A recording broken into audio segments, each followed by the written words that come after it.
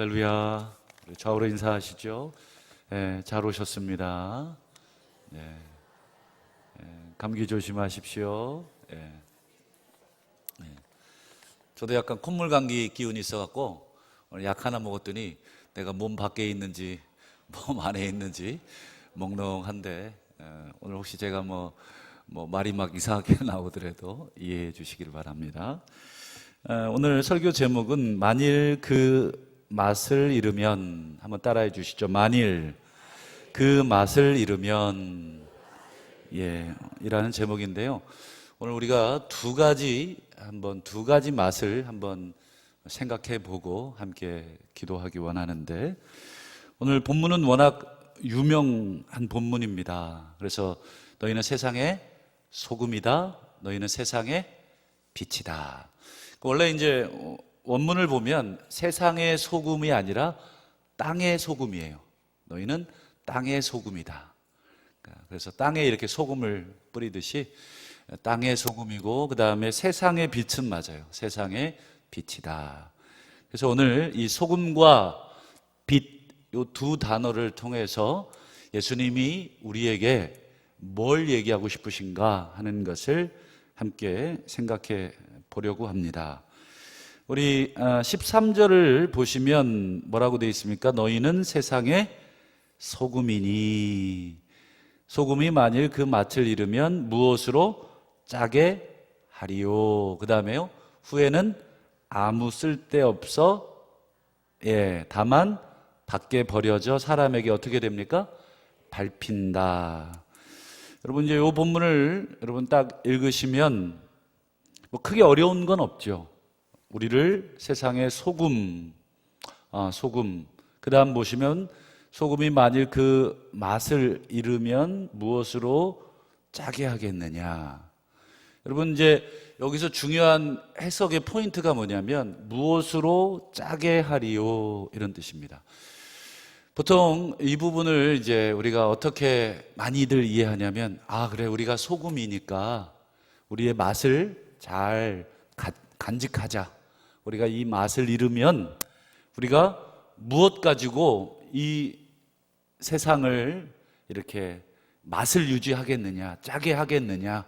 그러니 우리가 우리의 이 소금기, 짠 놈들이 되자. 그래서 우리의 소금기를 잘 가지고 있자. 그래야 세상이 썩지 않게, 세상이 부패되지 않게 우리가 할 것 아니겠느냐.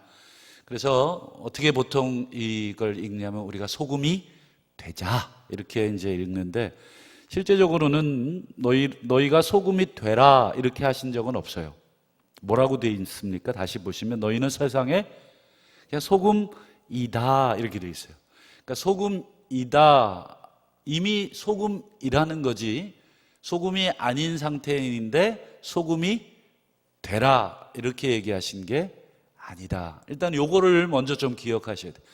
우리는 막 소금이 되려고, 물론 그것도 필요하죠. 그것도 맞고 우리가 소금이 돼야 되겠지만, 예수님이 이 소금이라고 하는 이 물질, 그 당시에 이제 아주 중요했던 이 소금이라는 물질을 가지고 무슨 얘기를 하고 싶으셨는가 하는 것을 오늘 우리가 좀 찾아보고요.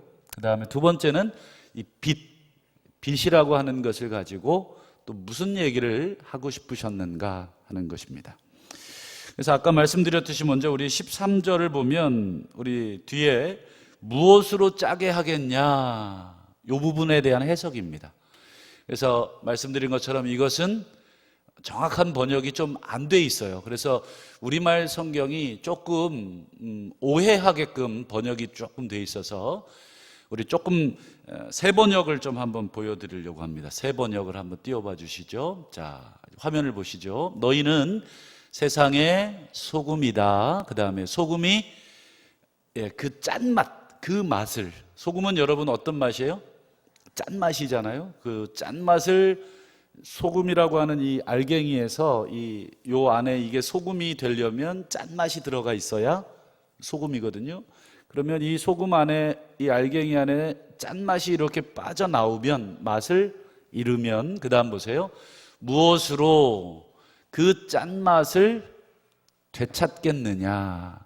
그 번역이 완전히 좀 다르게 돼 있죠. 우리 아까 읽은 성경에는 무엇으로 짜게 하리요 이렇게 돼 있는데 새 번역에는 뭐예요? 무엇으로 그 짠맛을 되찾게 하겠느냐, 즉 회복받겠느냐 이런 뜻입니다. 그러니까 이 소금 알갱이가 있어요. 이 알갱이에서 짠맛이 들어있으면 이건 소금, 이 알갱이에 단맛이 들어있으면 설탕. 그래서 이 예수님이 소금이라고 우리를 비유한 것을 단순히 우리가 좀 오바 해석하면 안 되는 게, 소금 그러면 우리의 머릿속에 가지고 있는 기본적인 용도가 생각이 날 거예요. 그러면 부패를 방지하고 또 맛을 내고 또 땅을 굳게도 해주고 여러 가지 그 쓰임새가 있지 않습니까? 근데 예수님이 너희가 세상의 소금이다 라고 했을 때는 그 쓰임새를 생각하라는 게 아닙니다. 본질적으로 예수님의 메시지의 핵심은 뭐냐면 그냥 소금이라는 하나의 이 물질을 예를 든 거예요. 이걸 설탕이라고 하셔도 상관이 없어요. 너희는 세상의 설탕이다. 만일 설탕이 그 맛을 잃으면 무엇으로 그 단맛을 다시 집어넣을 수 있겠냐, 이런 뜻이에요. 꼭 설탕 소금으로 안 해도 됩니다. 뭐로 할까요? 너희는 세상의 커피다 이래도 돼요. 커피도 나름의 맛이 있잖아요. 근데 오래 두면 그 맛이 다 빠져나가죠. 그럼 다시 그걸 넣을 수가 없죠. 어쨌든 예수님의 핵심은 소금이라는 그 용도에 있는 게 아니라 소금이라고 하는 그 물질을 예를 들어서 그 물질의 맛을 잃어버리지 않도록 어떻게 하라는 거예요? 잘 붙잡아 둬라, 이런 뜻이에요. 그러니까 우리 안에 이 어떤 물건이든 어떤 음식이든 어떤 양념이든 그 고유에 뭐가 있습니까? 맛이 있어요. 그 맛을 어떻게 하라는 거예요? 이렇게 빠져나가면 다시 집어넣기가 거의 불가능하다. 인공적으로 막 화학 처리해가지고 맛을 낼 수는 있지만 본래의 맛은 회복되지 않습니다. 그래서 그 맛을 꽉 잡는 게 뭐예요? 핵심이죠. 그래서 여러분 주부들 각종 이 음식 재료들을 여러분 사놓으면 어떻게 하는 게 제일 관건이에요? 요리에 있어서 그 재료의 신선도, 그 재료가 가지고 있는 본래의 풍미, 그 재료가 가진 본래의 신선함을 잘 유지시키는 것, 그게 요리에 있어서 제일 중요하잖아요. 안 그런가요? 그냥 생선 사다가 한 일주일씩 썩혀놓고 드시나요? 그렇게 드시는 분도 있긴 한데, 원래는 그 생선 또는 야채 이런 거 신선하게 그 맛을 잘 보관하고, 제일 중요한 건 바로 먹는 게 제일 좋지만 그렇지 않고 보관을 해야 된다면 제일 중요한 기술이 뭐예요? 저장하는 기술, 그 맛을 최대한 보관하는 기술.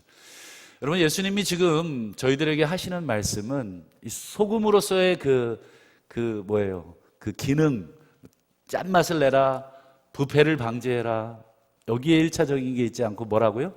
내가 소금 또는 설탕이라고 가정을 하고 내 안에 있는 고유의 맛을 잃지 말아라. 잃어버리면 어떻게 된다는 거예요? 뒤에 이제 나오시죠. 잃어버리면 다만 밖에 버릴 뿐이다. 이건 아무짝에 쓸모가 없는, 그냥 이건 아무리 혓바닥을 대도 이건 그냥 이게 알갱이에 불과한 거예요. 그러니까 버릴 수밖에 없는 거예요. 그 기능을, 그 목적에 맞는 그것이 안 되기 때문에 버려져서, 그 다음 최후가 뭐예요? 사람들에게 밟히는 거예요. 그냥 버려진 거면 그래도 괜찮은데 지나가는 사람들이 그냥 밟고 지나가는, 소위 말해서 쪽팔린 게 되는 거죠. 버려지니까. 그러면 여러분, 이제 우리가 한 가지 더 질문을 해야 됩니다. 예수님이 지금 소금 짠맛 잃으면 그 짠맛 회복받기 어려우니까 우리에게 뭐라고 명령하는 거냐면 그 짠맛을 잘 지켜라. 그러면 어떻게 잘 지키느냐? 이것도 좋지만 우리가 지켜야 될 그 짠맛, 뭐 짠맛 아니고 단맛이라고 해도 되겠습니다. 우리가 지켜내야 될 맛이 있죠. 그렇죠? 뭐 매운탕을 먹었는데 매운탕 맛이 하나도 안 나. 아구찜을 먹었는데 아구찜 맛이 하나도 안 나. 뭐하러 아구찜을 먹습니까? 그렇죠? 여러분, 우리가 지켜야 될 그 맛이 있어요. 성도들이 지켜야 될 맛. 여러분, 그 맛을 잃어버린 성도들은 완전히 어떻게 됩니까? 밟힌다. 그러니까 밟히지 않으려면 어떻게 해야 돼요? 그 맛을 잘 가지고 있어라. 그러면 오늘 우리가 지켜내야 될 맛은 뭐냐 하는 것을 좀 볼 텐데, 그냥 막 이렇게 눈 감고 묵상해도 번뜩 나오겠지만 항상 성경을 좀 더 이렇게 차근히 읽어보시면 예수님이 우리에게 너희가 지켜야 될 맛이 어떤 맛인지 어느 정도 알려주시는데, 우리 13절이니까 11절, 12절만 한번 볼까요? 앞에 우리 팔복은 지난 우리 특세 기간 동안에 한번 살폈고 11, 12절 중에 우리 11절만 한번 보시죠. 우리 한번 같이 읽어봅니다. 시작. 나로 말미암아 너희를 욕하고 박해하고 거짓으로 너희를 거슬러 모든 악한 말을 할 때에는 너희에게 복이 있나니. 자, 그리고는 이제 12절에 뭐 기뻐해라, 즐거워해라 뭐 이런 말 하시죠. 그리고 13절에 너희는, 그러니까 너희는 구체적으로 누구를 말하냐면 바로 예수님 제자들, 천국의 백성들을 1차적으로 의미하는 것입니다. 그러니까 너희들, 예수 믿는 너희, 하나님 믿는 너희, 그러면 너희가 세상, 땅의 소금인데 그 땅이 뭐예요? 그렇죠. 이 땅이 뭐예요? 그 소금이 처하게 되는 환경이죠, 환경. 이 소금이 그냥 공중에 막 이렇게 있는 게 아니라 어디에 있는 소금이에요? 땅에 있는 소금. 우리는 뭐예요? 소금. 그렇죠? 그러면 이 소금이 땅에 있듯이 우리는 어디 있다는 거죠? 땅에 있다는 거죠. 그러면 이 땅이 어떤 땅이냐? 소금인 우리 알갱이들이 처해 있는 이 땅의 환경, 어떤 환경에서 우리가 지금 처해 있느냐 할 때 11절이 그 환경입니다. 11절이 뭐라고요? 11절 너희를, 앞에서부터를 보셔야 되겠죠. 나로 말미암아 너희를 욕하는 환경, 그 다음 나로 말미암아 너희를 박해하는 환경, 나로 말미암아 거짓으로 너희를 거슬러 모든 악한 말을 막 너희들에게 던지는 환경. 그러니까 우리는 이렇게 서 있어요. 우리가 이제 뭐 소금이든 설탕이든 상관없어요. 그냥 우리는 서 있습니다. 근데 우리는 누구냐? 예, 하나님의 백성. 앞에 우리 5장 3절부터 8절까지 심령이 가난한 자, 뭐 애통하는 자, 온유한 자, 뭐 이런 상태에 있는 우리들이 지금 어디에 놓여 있어요? 예, 막 욕 먹고 박해받고 거짓으로 막 우리를 향한 모든 뭐예요? 악한 말을 예수님 때문에 막 듣고 있는 거예요. 뭐 그런 경험들, 지금 그 상황에서 이제 우리가 소금으로 생각을 했을 때, 소금으로 생각했을 때 우리가 어떤 맛을 내야 돼요? 예, 우리가 내야 될 맛이 있고, 아니면 최소한 내기는커녕 일단 지키고 있어야 될 맛이 있어야 돼요. 예를 들면 뭐 김 부장 오늘 좀 가라로 이렇게 좀 공금 좀 횡령해 주지. 뭐 대놓고 이렇게 요구하는 분은 없겠지만 뭐 거짓으로 또는 뭐 여러 가지로. 또 뭐 박 차장 좀 내가 이렇게 했다고 좀 얘기해 줘. 그렇게 안 했는데 그렇게 얘기해 달라. 이렇게 부탁받을 수 있겠죠. 여러분, 그러면 어떻게 해야 돼요?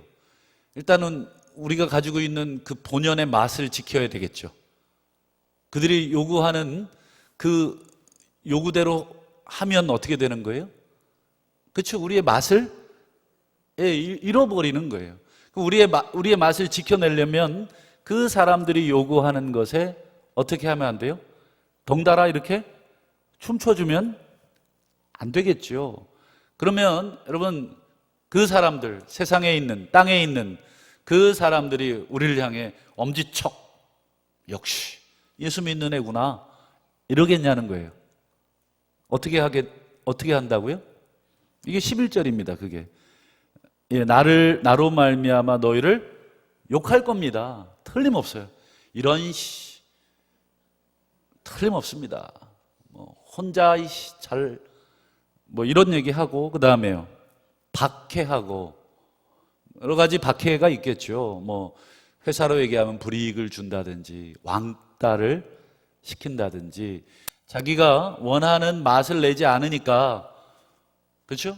내 맛을 꽉 지키고 있으니까 저쪽에서 같이 좀 자기가 원하는 맛을 내주라고 막 요청하는데 내 맛을 꽉 붙들고 안 내주니까 어떻게 해요? 욕하고 박해하고 너희를 거짓으로, 아마 거짓말로 막 또 음해를 막 할 겁니다. 너희를 거슬러 모든 악한 말을 할 때에. 그래서 여러분, 땅에 우리가 소금이라고 비유했을 때, 우리가 소금이 땅에 떨어져 있는데, 땅의 소금인데, 그 소금이 처한 환경은 뭐예요? 욕, 박해, 악한 말. 대부분 이 욕은 뭘로 해요? 욕은 안 해보셔서 잘 모르시죠? 제가 알려드리겠습니다. 욕은 입으로 합니다. 그 다음 박해는 여러 가지 방법이 있어요. 그 다음에 악한 말은 뭘로 합니까? 이것도 입으로 합니다. 그러니까 대부분 세상에 우리가 그리스도인의 맛을 꽉 지키려고 하면 세상 사람들은 10중 8구 뭘로 우리를 거스릅니까? 말로 다 우리를 거스릅니다. 위협하는 말, 무슨 말, 온갖 중상모략에. 여러분, 느헤미야서 우리가 봤지만 산발랏 도비아가, 여러분, 느헤미야가 성벽을 재건하려고 할 때 여러분 주로 썼던 공격 무기가 뭐예요? 말입니다. 말. 충분히 이렇게 거짓말하고 위협하고, 그 다음에 느헤미야를 이쪽으로 데리고 와서, 그렇죠? 온오평지로 데리고 오려고 하고, 그래서 성전 안으로 데리고 숨기려고 하고, 이런 여러 가지들을 다 하게 됩니다. 여러분, 이런 상황에 사실 우리 성도들과 우리들이 놓여 있는 거죠. 예수님 때문에 여러분, 우리가 맛을 꽉 지키면 세상이 막 우리를 거슬러 악한 말을 하지만, 여러분, 시간이 지나면 결국은 어떻게 될까요? 어떻게 되죠? 그들이 인정을 합니다. 이건 틀림없습니다. 그런데 우리가 그들이 원하는 맛을 내주기 시작하잖아요. 처음엔 친구가 됩니다. 처음에는 굉장히 잘해줍니다. 그리고 굉장히 좋아해줍니다. 그런데 여러분, 그 맛을 다 빼먹고는 어떻게 할까요? 그럼요. 충분히 이용 가치가 다 된 사람들이라 그냥 버리는 거죠. 그리고는 어떻게 욕을 해요? 아이고, 예수 믿는 놈들, 내가 똑같은 놈들일 줄 알았어. 여러분, 얼마나 자존심 상합니까? 그냥 소위 말해서 간이고 쓸개인가요? 쓸개고 콩팥이고 신장이 콩팥인가? 다 빼줬는데, 자기들이 원하는 맛을 다 정말 다 빼줬는데 결국 그걸 빼먹고 나서는 뭐예요? 실컷 밟게 되는 거죠. 여러분, 얻을 게 별로 없어요. 세상 사람들이 요구하는 것에 우리가 발맞추어서 살면 당장은 얻는 것 같지만 실제로 뭐예요? 밖에 버려져 밟힐 뿐이니라. 여러분, 이런 말 드려서 죄송하지만 기독교가 요즘 많이 욕을 잡숫고 계시잖아요. 많이 잡숫고 계셔요. 심지어 전 땡땡 목사님은 하나님하고 동급 발언도 하시더라고요. 참 안타까운 현실이고, 거기에 또 아멘 하시는 성도님들은 또 도대체가 뭔지를 모르겠어요. 이렇게 미혹이 될 수 있는가 싶기도 하고. 참 어떻게 보면 우리 성도님들 수준도 높아져야 되겠죠. 어떤 말이든 아멘 해서는 안 되죠. 물론 아멘 안 하는 게 더 문제긴 해요. 마음에 와닿아도 아멘을 안 하는 게 문제긴 한데 어떤 말을 해도 또 아멘 하는 것도 또 문제이기도 합니다. 좌우간, 여러분 우리가 세상을 향해서 춤을 추어주면 세상이 우리를 존경하지 않습니다. 실제로 그렇습니다. 여러분 우리가 지켜야 될 맛이 뭐냐 그러면 우리 지난 특세 기간 동안에 살펴봤지만 우리 3절에 보면 뭐예요? 심령이 가난한 맛. 4절은요 애통하는 맛. 그 다음에요 5절은 온유한 맛. 6절은 의에 줄이고 목마른 맛이 있어야 되고 7절 국률이 여기는 맛이 있어야 되고 8절에 마음이 청결한 맛이 있어야 되고 9절에 화평케 하는 맛이 있어야 되고 마지막 10절에 의를 위하여 박해를 받는 맛이 우리의 맛입니다. 우리가 그 산상설교의 팔복이 바로 천국의 제자들의 모습을 설명해 준 것이거든요. 천국 백성들의 모습이 심령이 가난하고 애통하고 온유하고 의에 줄이고 국률이 여기고 마음이 청결하고 화평케 하고 의를 위하여 박해를 받는 그게 여러분 천국 백성의 모습. 여러분 모습을 다른 말로 하면 뭐예요? 맛입니다. 맛. 본연의 맛. 학생의 모습, 학생의 맛. 선생님의 모습, 선생님의 맛. 군인의 모습, 군인의 맛. 여러분 그 본연의 모습, 그게 바로 맛이지 않습니까? 오늘 예수님이 바로 5장 3절에서 10절까지 우리에게 천국 백성의 모습을 보여주셨다 하는 것은 천국 백성의 맛을 설명해 주는 거죠. 여러분 세상이 우리에게 막 자기를 따라오라고 자기가 원하는 대로 살자고 막 우리를 유혹해도 우리는 어떻게 해야 돼요? 그저 하나님 앞에서 가난한 마음을 가지고 애통하는 맛이 있어야죠. 하나님, 자꾸 세상 사람들이 저를 이렇게 하라고 하고 그렇게 안 하면 나를 어떻게 하겠다고 협박을 하고 나를 위협을 하네요. 하나님, 그러나 하나님이 내 아버지시잖아요. 그러고는 하나님 앞에 엎드려져서 우는 맛이 있어야 그 사람이 뭐예요? 천국 백성인 거예요.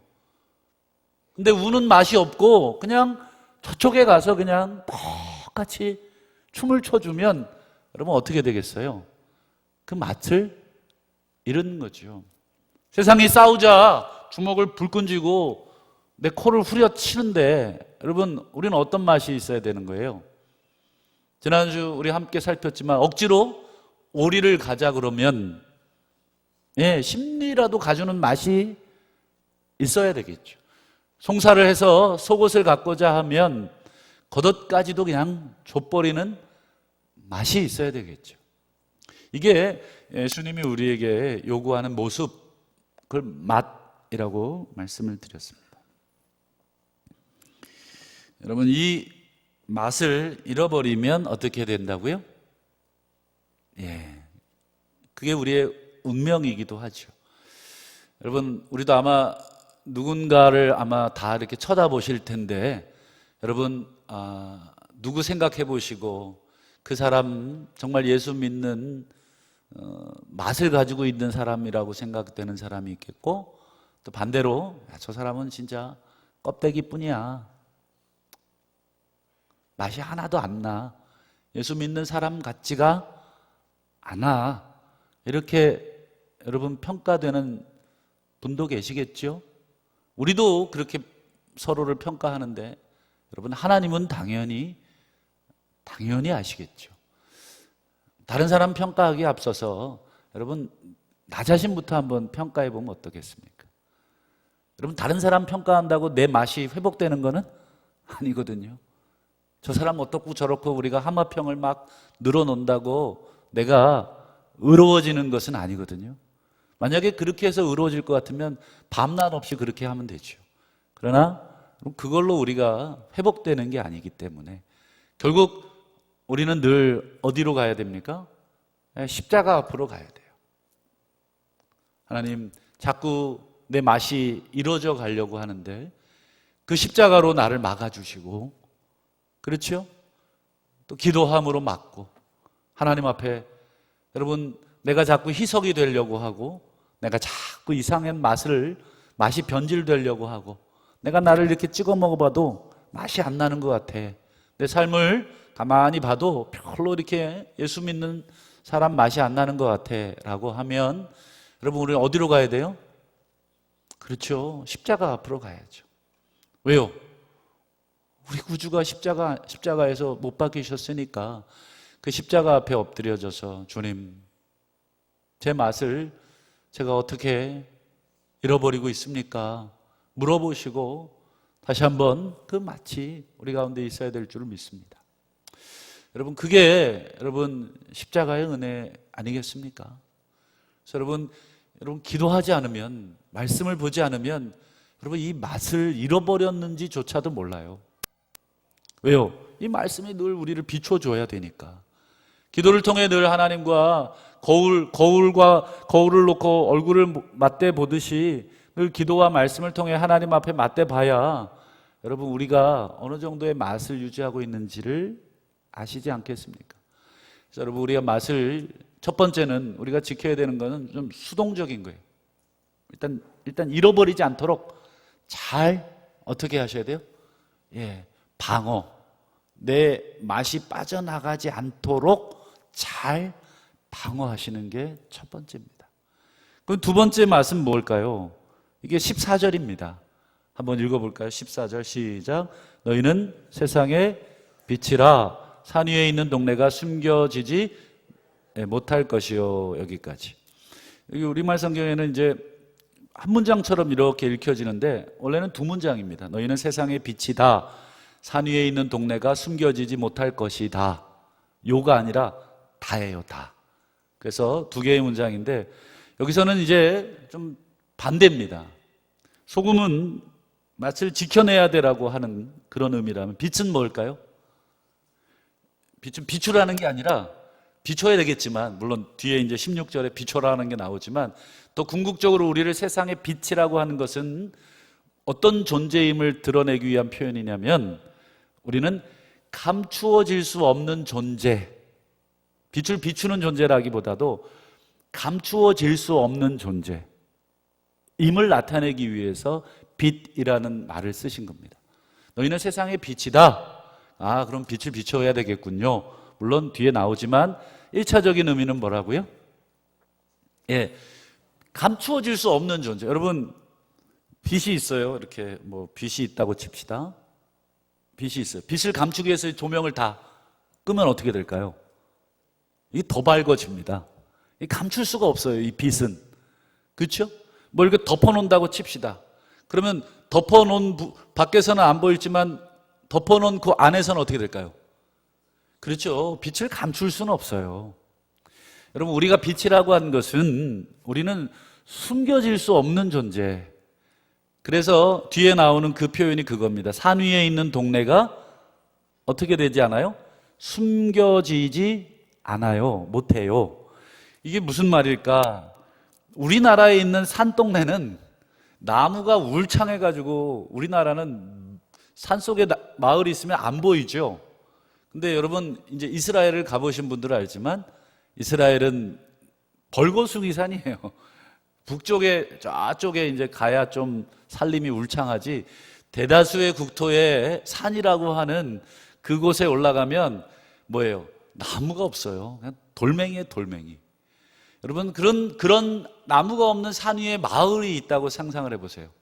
그 마을이 감춰지겠습니까? 아니면 떡 하고 보이겠습니까? 딱 하고 보이는 거예요. 그러니까 예수님이 우리를 빛이라고 얘기하면서 동시에 너희는 산 위에 있는 동네와 같은 존재다. 그 산 위에 있는 동네가 감춰질 수가 없듯이 너희는 감춰질 수가 없는 그런 존재다. 그러면서 이제 그거를 조금 더 이제 설명하는 게 15절입니다. 사람이 불을 켰는데 말 아래 두지 않고 어디다 둬야 돼요? 등경 위에다가 둬야 된다. 왜요? 그래야 집안의 모든 어두움 속에 있는 사람들에게 비춰질 것이 아니냐. 여러분, 사람이 불을 켰어요. 불을 켰어요. 그러면 이제 불을 켜놓고 여기다가 이렇게 감추려고 켜는 바보는 없지요. 못하러 감출 건데 못하러 켜요. 비추려고 켜는 거죠. 여러분, 예수님이 요한복음 8장에 보면 나는 세상의 빛이다. 나는 세상의 빛이다. 이 빛이라는 이미지로 자기 자신을 소개한 적이 있죠. 여러분, 그러면서 동시에 또 우리는 뭐라고 예수님이 얘기하는 거예요? 너희가 세상의 빛이다. 그러니까 우리 스스로가 막 빛을 내는 존재가 아니라 누군가가 우리를 빛나게 해줬다는 거예요. 사람이 불을 켜가지고 등불을 켜듯이 우리 스스로가 이게 좀 발음이 좀 거시기 한데, 우리 스스로가 발광체가 막 우리가 태양처럼 막 발광체가 아니에요.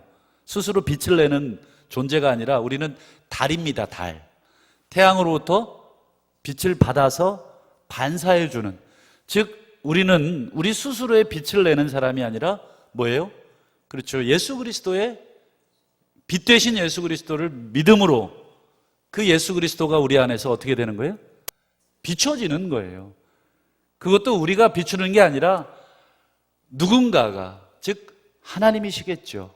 하나님이 우리로 예수를 믿게 하고 이 질그릇 같은 우리 안에 예수를 담게 해서 우리 안에 이 예수가, 빛이신 예수가 어떻게 되는 거예요? 아무리 감추려고 해도 감춰질 수가 없는 존재, 숙명적 존재. 여러분, 이순신적 신앙을 가진 사람들이 많다 그러죠. 나의 죽음을 적들에게 알리지 마라. 나의 하나님 믿는 것을 세상에 알리지 마라. 여러분, 도대체 세상에서, 직장에서 내가 예수 믿는지를 모르는 사람들이, 여러분, 만약에 오른손이 하는 일을 왼손이 모르게 한다고 그렇게 사신 건 아니시겠죠. 예수님이 말씀하신 우리가 예수 그리스도를 믿는다면 우리 존재 자체가 가려질 수가 없는 존재. 딱 보면 어떻게 돼요? 알 수밖에 없는 존재. 아직도 내가 예수 믿는지 모른다, 주변 사람들이. 그러면 한번 곰곰이 생각해 보셔야 돼요. 물론 교회 다니는 건 알겠죠. 그것도 모르시나요? 그건 알겠죠. 내가 너 교회 다니는 것까지는 알겠는데 내가 너 예수 믿는 줄은 몰랐다. 이제 이렇게 말하면 이제 심각해지는 거예요. 여러분, 교회 다니는 것과 예수 믿는 게 같지 않아요. 그렇죠? 교회 다니는 것과 예수 믿는 건 같지가 않습니다. 그런 면에서 여러분, 1차적으로 우리가 교회 다니는 걸 알려야 되겠죠. 여러분, 우리가 막 알려서 알려지는 게 아니라 그냥 뭐예요? 알려질 수밖에 없는 숙명입니다. 빛 대신 예수 그리스도를 우리가 가지고 있는데 우리 안에 빛이 들어갔는데 어떻게 안 나타나겠어요? 그렇죠? 자꾸 우리의 삶이 어둠으로 막 몰아치려고 해도 우리 안에 있는 빛 대신 예수 그리스도가 어떻게 하겠어요? 우리 안에 있는 어둠을 자꾸 몰아내겠죠. 우리는 어떻게든지 예수님을 감추려고 막 어둠으로 막 덕지덕지 막 바르지만 실제로 뭐예요? 예수가 우리 안에 드러나게 돼 있다. 이게 이제 우리 안에 이제 싸움이 되는 거죠. 여러분, 그래서 마지막 16절을 한번 보죠. 16절 같이 읽어볼까? 시작. 이와 같이 너희 빛이 사람 앞에 비치게 하여. 여기 보세요. 너희가 비추라가 아니라 너희 빛이 비치게 하여. 그럼 뭐예요? 우리 국어 선생님들, 이게 뭐예요? 내가 막 빛을 내라는 게 아니라 내 안에 있는 빛이 빛나게 하는 거 아니겠어요? 그렇죠? 그래서 너희 빛이 사람 앞에 비치게 하여, 어쩔 수 없는 그 숙명적 존재로 세상 앞에 빛이 빛나. 그러면 어떻게 되는 거예요? 그게 뭐냐? 그 우리가 말하는 빛이 이제 착한 행실입니다. 착한 행실.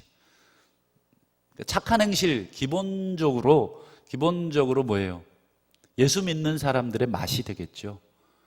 예수 믿는 사람들의 맛이 나타나는 걸 보고 어떻게 되는 거예요? 하늘에 계신 하나님이 영광을 받는 거예요. 여러분, 이게 영광을 받는 거는 우리가 세상 사람들의 기준에 잘 살고 못 살고가 아니에요. 세상 사람들의 기준의 영광이 아니에요. 우리가 흔히 말하는 사업에 성공하고 허리 꼬부러진 S대학에 가고 취직 잘 되고 승진 잘 되고 건강하고 부귀 영화 세상에서 맛볼 수 있는 모든 것들을 다 갖다 붙인다고 하나님이 막 영광 받으시는 거 아니고 뭐예요? 너희의 착한 행실, 즉 너희의 모습, 원래 하나님의 백성이 가지고 있는 그 모습, 세상 속에서는 박해받고 욕먹고 핍박받지만 그 빛을 잘 지켜내려고 하는 너희의 그 착한 행실, 하나님 기준에서의 착한 행실이에요. 그 착한 행실을 딱 보고는 누가 영광 받으시는 거예요? 하나님이 영광을 받으시는 거예요. 그리고 그 사람들도 우리에게 인정, 너 예수 믿고 너 하나님 믿는 사람인 줄을 인정. 여러분, 이 인정하면 하나님이 기뻐하시는 것이다 하는 것입니다. 말씀을 맺겠습니다. 오늘 우리를 예수님 때문에 욕하고 핍박하고 거짓으로 거슬러 악한 말을 하는 이 세상 속에 우리가 두 가지 맛을 기억해야 되겠죠. 첫 번째는 우리가 붙잡아야 할 맛, 잃어버리지 말아야 할 맛. 두 번째는 뭐예요? 우리가 어쩔 수 없이 비춰주는 그 맛이 있어요. 우리가 잃어버리지 말아야 될 맛은 자꾸 잃어버리고 우리가 비추어져야 될 그 맛은 자꾸 못 비추니까 사실은 뭐예요? 세상 사람들 앞에 욕도 먹고 밟히기도 하고 하나님이 우리 때문에 영광을 못 받으시고 근심하시고 한탄하시고 후회하시는 것이 훨씬 많다. 그게 사실은 솔직한 저희들의 고백이 아니겠는가 싶습니다. 물론 우리 성도님들 정말 대다수는 정말 세상에서 그 맛을 정말 성도로서 하나님 자녀로서 그 맛을 잘 지키고 계시는 줄을 믿습니다. 또 그렇게 앞으로 더 살아야 되는 줄도 믿습니다. 동시에 우리 안에 있는 예수 그리스도를 또 잘 드러내셔서 정말 그 지켜야 될 맛과 비추어 줘야 될 맛, 이 두 가지의 오묘한 들숨과 날숨과 같은 이 두 가지의 우리의 이 호흡, 성도로서의 그 맛을 잘 유지하시기를 바랍니다. 근데 이 맛이 쉽지 않아서 예수님이 뭐라고까지 비유하시냐면 마태복음 7장에 보시면 예수님 당신의 설교가 얼마나 어렵냐면 당신의 설교를 듣고 아멘 아멘 하지만 실제로는 너무 어려운 말씀인 것을 너무 잘 알아서 예수님 이렇게 얘기합니다. 좁은 문으로 들어가라. 이것은 예수님 가르침 전체를 말하는 비유어입니다. 내가 가르친 이 모든 게 좁은 문이다. 힘들지, 삼키기 어렵지, 받기 어렵지. 그러나 좁은 문으로 들어가라. 이유를 얘기해 줍니다. 왜요? 멸망으로 인도하는 문은 크다. 그리고 그 길이 넓다. 그리고 그리로 가는 자들이 많다.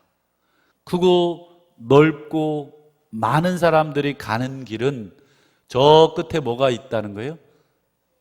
멸망이 있다. 그러나 생명으로 인도하는 문은 어때요? 좁다, 협착하다, 찾는 사람이 적다. 그러나 이 문 끝에는 뭐가 있다는 거예요? 생명이 있다. 예수님이 당신의 가르침이 절대 쉽다. 그냥 너무 쉬운 이렇게 우리가 딱딱 아멘하기 좋은 그런 말이 그리 많지 않다. 이제 앞으로 이제 우리 더 볼 건데 이제 더 무시무시한 말들 많이 나와요. 각오하셔야 돼요. 이게 막 눈을 빼버리라는 말도 나오고 막 심각한 말이 많이 나오는데 사실은 쉬운 말은 아닙니다. 우리가 가슴 아프죠. 이대로 사실은 살아야 하는데 사실 우리가 삶의 현장에 가면 이 맛을 참 지켜내기 어렵고 그러나 여러분 너무 두려워하지 마세요. 여러분, 우리 혼자 이 길 가라고 발로 뻥 차놓고 뒤에서 팔짱 끼고 우리 지켜보시는 분이 아니시죠. 우리가 실패하는 그 현장에 같이 아파해 주시죠. 같이 또 격려해 주시고 또 같이 일으켜 세워 주시고. 여러분, 그래서 여러분 우리가 오늘날까지 이렇게 비리비리하지만 그래도 여러분 걸어가고 있고 다시 하나님 앞에 은혜 받고 가고 있는 줄을 믿습니다. 그래서 우리 사랑하는 우리 동부의 모든 가족들, 오늘 우리가 지켜야 될 두 가지 맛이 있다. 근데 이 맛은 쉽지 않다. 그래서 다시 한번, 그러나 이 맛을 잘 지켜가자. 생명이 저 앞에 있다. 우리 예수 그리스도께서 마치 걸음마하고 있는 아이들을 보면서 막 박수치면서 나에게 오라는 그 엄마의 모습처럼 주님이 이 길 끝에 우리를 막 격려하고 있고, 우리는 또 넘어지고 또 한눈 팔고 또 갔다가 다시 돌아가기도 하고, 그럴 때 다시 박수치고 우리를 격려하시는 그분이 우리 가운데 계신 줄 믿고 다시 한번 승리하시는 저와 사랑하는 우리 모든 동부의 가족들 되시기를 주의 이름으로 축원합니다.